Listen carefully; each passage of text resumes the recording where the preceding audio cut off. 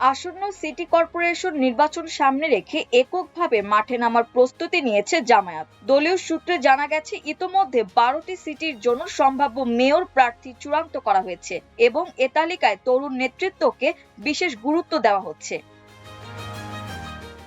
আগামীকাল শুক্রবার জামায়াত আমির রংপুর সফর করবেন, আর এই সফরের মধ্য দিয়ে সিটি নির্বাচনের প্রস্তুতি শুরু করছে জামায়াত। দলটির আমির রংপুর সিটি মেয়রের নাম ঘোষণা করবেন বলে আশা করছেন স্থানীয় নেতাকর্মীরা।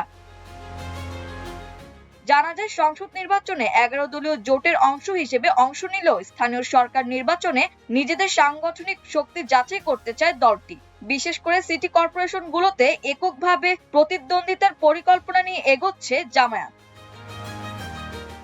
দলীয় নেতাদের মতে, আগে কেবল রুকনদের মধ্য থেকে মনোনয়ন দেওয়া হলেও এখন সেই অবস্থানে পরিবর্তন এসেছে। সাম্প্রতিক জাতীয় নির্বাচনে কর্মী সমর্থক এমনকি ভিন্ন ধর্মাবলম্বী ব্যক্তিদেরও মনোনয়ন দেওয়া হয়েছিল। স্থানীয় নির্বাচনেও একই ধরনের কৌশল অনুসরণ করা হতে পারে।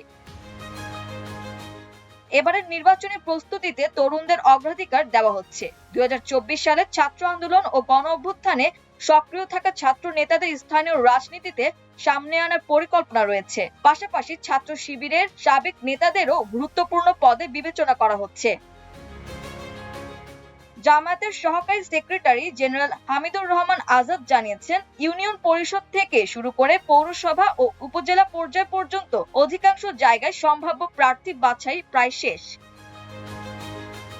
তিনি বলেন, অভিজ্ঞতা, গ্রহণযোগ্যতা ও জনপ্রিয়তাকে গুরুত্ব দিয়ে প্রার্থী নির্ধারণ করা হচ্ছে। কিছু ক্ষেত্রে জোট সঙ্গীদের সঙ্গে সমঝোতা হতে পারে, তবে সিটি কর্পোরেশন নির্বাচনে দল এককভাবেই এগোতে চায়।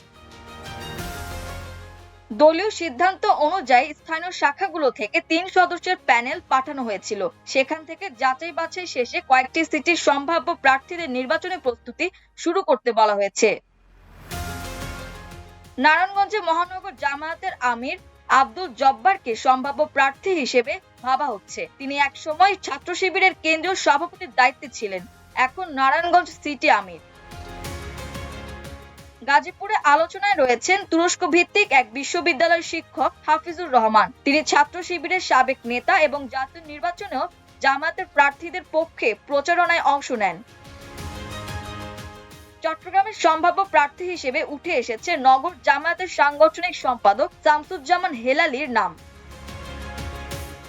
রংপুরে বিবেচনায় আছেন মহানগর আমির এটিএম আজম খান, সিলেট সিটি নির্বাচনে মাওলানা হাবিবুর রহমান, কুমিল্লা সিটি নির্বাচনে দীন মোহাম্মদ।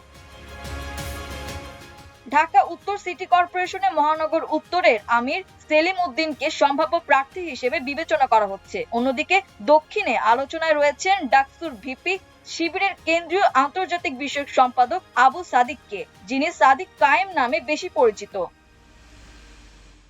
তার সম্ভাব্য প্রার্থিতা নিয়ে সামাজিক যোগাযোগ মাধ্যমে আলোচনা সমালোচনা তৈরি হলেও জামায়াত নেতারা বলছেন, নির্বাচনের সময় পর্যন্ত তার ছাত্রত্ব শেষ হয়ে যাবে এবং সাংগঠনিকভাবে প্রার্থী হতে কোনো বাধা থাকবে না। মাল্টিমিডিয়া রেস, আমার দেশ।